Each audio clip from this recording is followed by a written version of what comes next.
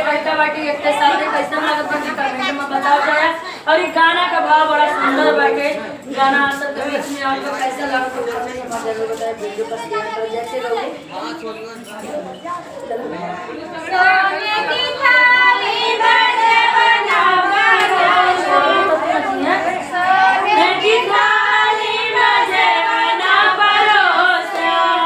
अरे जमुना बजे मैं झूलनिया गिर गई पानी में, झूलनिया गिर गई नाली में, सारी दैया गिर गई नहीं बलम के कवारी में, सारी दैया गिर गई ले बलम के कवारी में, सारी दैया गिर गई नहीं बलम के कवारी में, सारी दैया गिर गई ले बलम के कवारी में। लोटा गिलासी के गेरुआ भराया, लोटा गिलासी के गेरुआ भराया, लोटा गिलासी के गेरुआ भराया, लोटा गिलासी के गेरुआ भराया।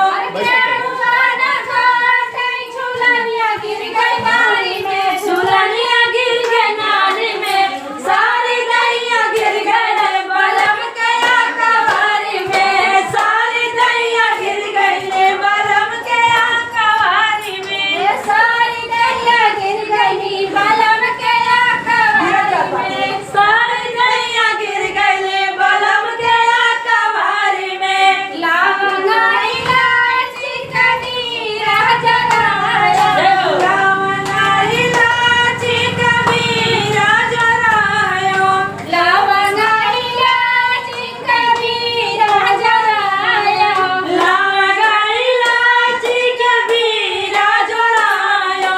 वीरवा ने पूछा झूलनिया गिर गई नाली में, झूलनिया गिर गई नाली में, सारी दैया गिर गई नहीं बलम के कवारी में, सारी दैया गिर गई ले बलम के कवारी में, सारी दैया गिर गई नहीं बलम के कवारी में, सारी दैया गिर गई ले बलम के कवारी में। फूला हजारी का सेजा लगाया, फूला हजारी का सेजा लगाया, फूला हजारी का सेजा लगाया, सेजा लगाया, सेजा लगाया। सजिया न सोवे झूलनिया गिर गई नाली में, झूलनिया गिर गई नाली में, सारी दैया गिर गई नी बलम के कवारी में, सारी दैया गिर गई बलम के कवारी में, सारी दैया गिर गई नहीं बलम के कवारी में, सारी दैया गिर गई बलम के कवारी में। दोस्तों गाना कैसा लगा? बड़ा सुंदर बड़ा लाजवाब गाना कैसा लगा कमेंट में जरूर बताइए भैया लोग।